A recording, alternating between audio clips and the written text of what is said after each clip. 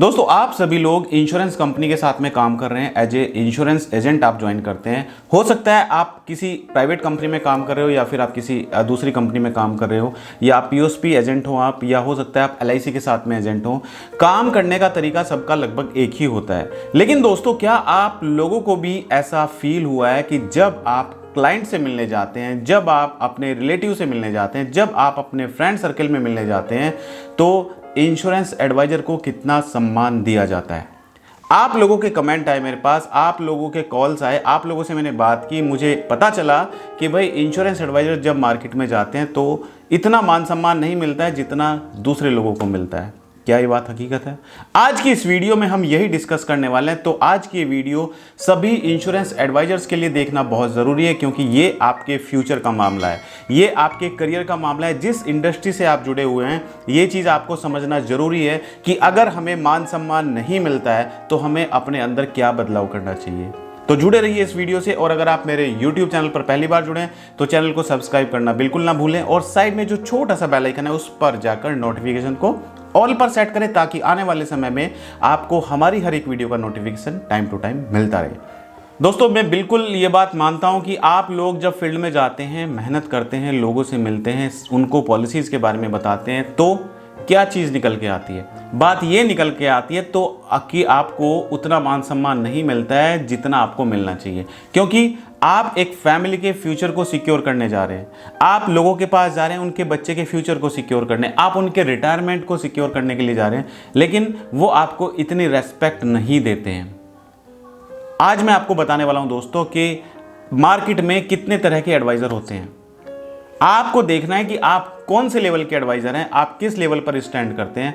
दोस्तों, सबसे पहले क्या होता है, जब हम इंश्योरेंस बिजनेस को स्टार्ट करते हैं तो हम ये सोचते हैं कि इंश्योरेंस बिजनेस में हम इस तरीके से काम करेंगे, इतनी पॉलिसी करेंगे, एमडीआरटी करेंगे, सीओटी करेंगे, यहाँ से हम अच्छा बिजनेस लेके आएंगे, और हमारी इनकम जो हम साइड बाय साइड जॉब कर रहे हैं उसके साथ साथ हम साइड बाय साइड ये बिजनेस भी कर रहे हैं, इसके साथ साथ हम और अच्छी मेहनत करके अच्छे तरीके से काम करके हम यहाँ पे पैसा अर्न करें, ये हम प्लान करते हैं। लेकिन हमें दुख कहाँ पर होता है? हमें दुख वहाँ पर होता है कि इतनी मेहनत करने के बाद एक क्लाइंट मिलता है और उस एक क्लाइंट को भी आप फॉलोअप करते रहते हो, बाद में जाके वो क्लाइंट भी दूसरी नज़र से देखता है और बाद में मना कर देता है कि मुझे पॉलिसी की ज़रूरत नहीं है। ये हकीकत है, ये आपको माननी पड़ेगी, क्योंकि प्रैक्टिकली जो लोग ग्राउंड पे जाते हैं, फील्ड में जाते हैं, उनको पता है कि क्या सिचुएशन आती है आप लोगों के सामने। आप किसी के पास जाते हैं, अपने रिलेटिव के पास जाते हैं, उसको पॉलिसी बताते हैं, वो समझता है कि आप अपने फ़ायदे के लिए आए हैं। ये उनके दिमाग में बात आती है, इसलिए वो आपको रेस्पेक्ट नहीं देते हैं। तो दोस्तों, अगर आप चाहते हैं अपने आप को आगे बढ़ाना, अगर आप चाहते हैं कि आपका बिजनेस भी बढ़े, आपको रेस्पेक्ट भी मिले, तो आपको अपने अंदर कुछ चेंजेस करने की ज़रूरत है। क्योंकि मार्केट में सबसे लोअर, देखिए, जितने ज़्यादा लोग होंगे उतनी ही भीड़ इकट्ठी हो जाएगी और उतना ही सम्मान नहीं मिलेगा। आप देखते हैं कि यहाँ पे ये लेवल होता है, इस लेवल पे मार्केट में इतने सारे एडवाइज़र हैं कि हर घर में, हर गली मोहल्ले में, हर पड़ोसी में कोई ना कोई एडवाइज़र ज़रूर मिल जाता है। आपने सोचा होगा, आपने देखा होगा कि जब आप क्लाइंट के पास जाते हैं तो वो कहता है कि मेरा तो ये बराबर में ही रहता है, मेरा एक दोस्त है वो इंश्योरेंस एजेंट है, मेरा एक रिश्तेदार है वो इंश्योरेंस एजेंट है, मेरा भाई है इंश्योरेंस एजेंट है। जब आप क्लाइंट से बात करते हो, ये क्लाइंट से आपको रिप्लाई सुनने को मिलता है, क्योंकि इसलिए सुनने को मिलता है वो आपको भी इंश्योरेंस एडवाइज़र, इंश्योरेंस एजेंट के नज़रिए से देखता है कि आप भी एक एजेंट हैं। अब हमें ये जो एजेंट वाला टैग है, ये टैग अपने ऊपर से हटाना है, क्योंकि आप आगे तभी बढ़ पाएंगे जब आप ये एजेंट वाला टैग अपने ऊपर से हटा देंगे।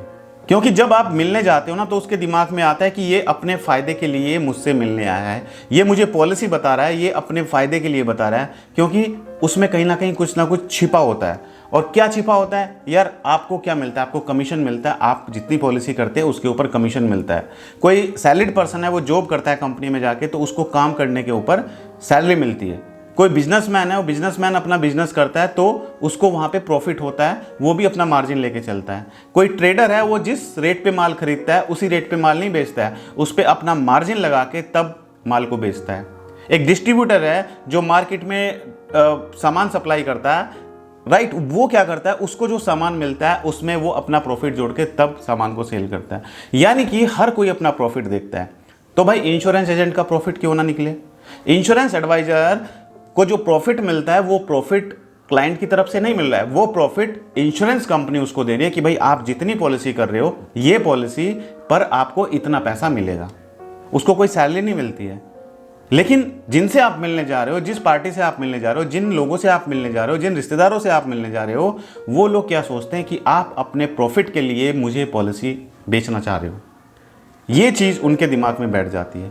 तो ये जो इंश्योरेंस एजेंट वाला टैग है, ये टैग हटा देना है। ये टैग तब हटेगा दोस्तों जब आप अपने आप को एक फाइनेंशियल एडवाइजर बनाएंगे। क्योंकि सबसे पहले क्या होता है, जो इतनी सारी भीड़ है, ये आप सोचते हो, आप देखते हो कि हर घर में एक इंश्योरेंस एजेंट है। इंश्योरेंस एजेंट का काम क्या होता है, इंश्योरेंस एजेंट को सिर्फ एक ही कंपनी के प्रोडक्ट की नॉलेज होती है। जिस कंपनी में वो काम कर रहा है उस कंपनी के प्रोडक्ट की नॉलेज होती है। अगर आप LIC में काम कर रहे हैं तो आपको सिर्फ LIC के प्रोडक्ट की नॉलेज ही है। आप क्लाइंट को सिर्फ LIC का प्रोडक्ट ही जाकर बताएंगे। अब क्लाइंट आपसे क्यों जुड़ेगा? मार्केट में सारी चीज़ें ऑनलाइन सेल हो रही है। अगर किसी को पॉलिसी खरीदनी है, वो पॉलिसी आपसे क्यों खरीदेगा?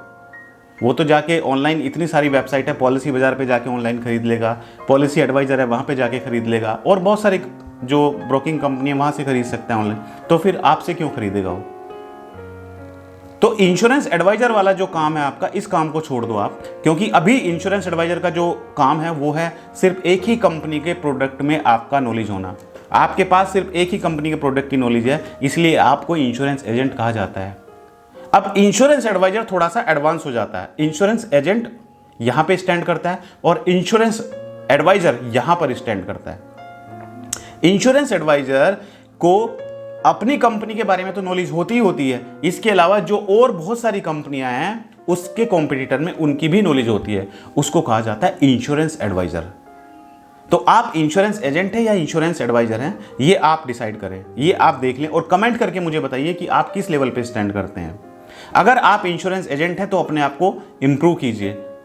अपने आप के जो आपके ऊपर टैग लगा हुआ है एजेंट का, ये टैग हटाइए और अपने आप को आप इंश्योरेंस एडवाइजर बनाने की कोशिश कीजिए। यानी कि आपको अपने प्रोडक्ट के बारे में नॉलेज तो है ही है, इसके साथ साथ आपको अपने कॉम्पिटिटर के बारे में नॉलेज भी होनी चाहिए। अब तीसरा आता है दोस्तों फाइनेंशियल एडवाइजर। फाइनेंशियल एडवाइजर थोड़ा सा एडवांस होता है, थोड़ा सा नहीं, बहुत एडवांस होता है। क्योंकि फाइनेंशियल एडवाइजर को हर एक फाइनेंशियल प्रोडक्ट के बारे में नॉलेज होती है। क्लाइंट को म्यूचुअल फंड लेना है तो उसके बारे में भी आप एडवाइस कर सकते हो, उसको फिक्स डिपॉजिट करानी है उसके बारे में आप एडवाइस कर सकते हो, उसको डेरिवेटिव्स में इन्वेस्ट करना है उसके बारे में आप बता सकते हो, उसको फिक्स डिपॉजिट के साथ साथ कोई और इन्वेस्टमेंट करनी है, गोल्ड में इन्वेस्ट करना है, वो आप बता सकते हो। यानी कि आपको इंश्योरेंस के बारे में नॉलेज तो है ही है, इसके साथ साथ आपको और दूसरे जो फाइनेंशियल प्रोडक्ट्स हैं उनके बारे में भी नॉलेज है। तो क्लाइंट क्या चाहता है? क्लाइंट चाहता है आज की डेट में एडवाइस। क्योंकि उसको ऑनलाइन अगर उसने पॉलिसी डिसाइड की हुई है कि उसको जीवन लाभ पॉलिसी खरीदनी है तो वो आपसे क्यों खरीदेगा? वो तो अपने जानकार से खरीद लेगा, वो तो ऑनलाइन जाके खरीद लेगा। दोस्तों वो आपसे प्रोडक्ट क्यों खरीदेगा? वो आपसे प्रोडक्ट इसलिए खरीदेगा क्योंकि आपके अंदर जो क्वालिटी है, आप जो फाइनेंशियल एडवाइजर हो, आप उसको उसके फाइनेंस से रिलेटेड उसको एडवाइस कर रहे हो कि भाई अगर उसको म्यूचुअल फंड खरीदना है तो इस म्यूचुअल फंड में इन्वेस्ट करे, उसको फिक्स डिपॉजिट करानी है तो इस कंपनी में जाके, इस बैंक में जाके फिक्स डिपॉजिट कराए, उसको डेरिवेटिव्स में इन्वेस्ट करना है तो यहाँ पे इन्वेस्ट कर सकता है, उसको गोल्ड में इन्वेस्ट करना है तो इस जगह इन्वेस्ट कर सकता है। यानी कि हर एक चीज़ आप उसको सही तरीके से गाइड करेंगे, तो इसलिए वो आपसे प्रोडक्ट भी खरीदेगा और बाकी दूसरी इन्वेस्टमेंट भी करेगा। तो अभी जो आप काम कर रहे हो इंश्योरेंस एजेंट का, ये काम आपको करना है, लेकिन आपको अपने काम करने का तरीका, आपको अब इंश्योरेंस एजेंट की बजाय आपको फाइनेंशियल एडवाइजर बनना है। सभी लोग जो लाइफ में सफलता प्राप्त करना चाहते हैं उनको अपने प्रोडक्ट, जिस कंपनी में भी आप काम करते हैं, चाहे आप LIC में काम कर रहे हैं या HDFC में काम कर रहे हैं या ICICI में काम कर रहे हैं या दूसरी अदर कंपनीज हैं उनमें आप काम कर रहे हैं, तो आपको अपने सभी प्रोडक्ट के बारे में तो नॉलेज होना ही होना चाहिए। इसके साथ साथ आपको ये भी पता होना चाहिए कि मैच्योरिटी अमाउंट कैसे कैलकुलेट करते हैं। मैच्योरिटी पे जब पैसा मिलेगा, sum assured plus bonus plus final addition bonus, वो कैसे आप कैलकुलेट करेंगे? बहुत सारे लोगों को पता ही नहीं है। वो मोबाइल में कैलकुलेटर होता है या मोबाइल में कोई एप्लीकेशन होती है, उस पर जाके डिटेल डालते हैं और वहाँ पर मैच्योरिटी अमाउंट निकल के सामने आ जाता है। जब क्लाइंट सवाल कर लेता है कि भाई मुझे ये बताओ कि ये मैच्योरिटी अमाउंट कैसे आया है, तो वो निकाल ही नहीं पाते। तो ये चीज़ आपको पता होनी चाहिए कि आपका प्रोडक्ट क्या है, आपके कॉम्पिटिटर के प्रोडक्ट्स क्या हैं। और जब क्लाइंट को आप कैलकुलेशन समझाने जाते हो तो क्लाइंट को आप सही तरीके से समझा पाएँ कि सर ये जो मैच्योरिटी अमाउंट निकला है, एक एक चीज़ आप उसको कैलकुलेट करके बताएं कि सम एश्योर्ड इतना है, बोनस इतना है और फाइनल एडिशन बोनस इतना है, तो इन सब का टोटल करके आपका मैच्योरिटी अमाउंट ये बना है। तो ये चीज़ आप क्लाइंट को बिल्कुल सही तरीके से बताएंगे तो क्लाइंट को बिल्कुल आपसे कनेक्ट होने का मन करेगा, क्लाइंट जरूर आपसे जुड़ना चाहेगा। क्योंकि मार्केट में दोस्तों ऑनलाइन आजकल इतने प्लेटफॉर्म है जहां से क्लाइंट ऑनलाइन जाके भी पॉलिसी ले सकता है।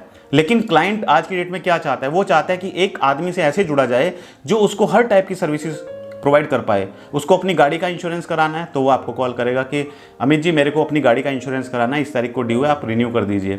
उसको अपना मेडिक्लेम लेना है तो मेडिक्लेम के लिए वो आपको कांटेक्ट करेगा। उसको म्यूचुअल फंड में लगाना है तो वो म्यूचुअल फंड के लिए आपसे कांटेक्ट करेगा कि मुझे ये बताए कि कौन से म्यूचुअल फंड में मुझे इन्वेस्ट करना चाहिए। यानी कि आप उसके एक फाइनेंशियल एडवाइजर हैं, ना कि इंश्योरेंस एजेंट है। समझ आया आपको कि इंश्योरेंस एजेंट और फाइनेंशियल एडवाइजर में क्या फर्क होता है? तो अभी तक जो आप काम कर रहे थे इंश्योरेंस एजेंट बनकर, वो काम आपको चेंज कर देना है फाइनेंशियल एडवाइजर में। अब आपको फाइनेंशियल एडवाइजर बनना है और आपको हर एक प्रोडक्ट की नॉलेज, हर एक फाइनेंशियल प्रोडक्ट की नॉलेज आपको लेनी है, ताकि आप क्लाइंट को जाके, क्लाइंट आपसे म्यूचुअल फंड के बारे में पूछे, आप उसको म्यूचुअल फंड देके आएं। क्लाइंट आपसे हेल्थ इंश्योरेंस के बारे में पूछे, आप उसको हेल्थ इंश्योरेंस देके आएं। क्लाइंट अपनी गाड़ी का इंश्योरेंस कराना चाहें, आप उसकी गाड़ी का इंश्योरेंस करके आएं। यानी कि क्लाइंट को कहीं जाने का आप ऑप्शन ही मत दें। उसको कोई भी सामान चाहिए, कोई भी प्रोडक्ट चाहिए, कोई भी इन्वेस्टमेंट करानी है, वो आपसे कॉन्टैक्ट करें। ये होती है दोस्तों एक फाइनेंशियल एडवाइजर की क्वालिटी।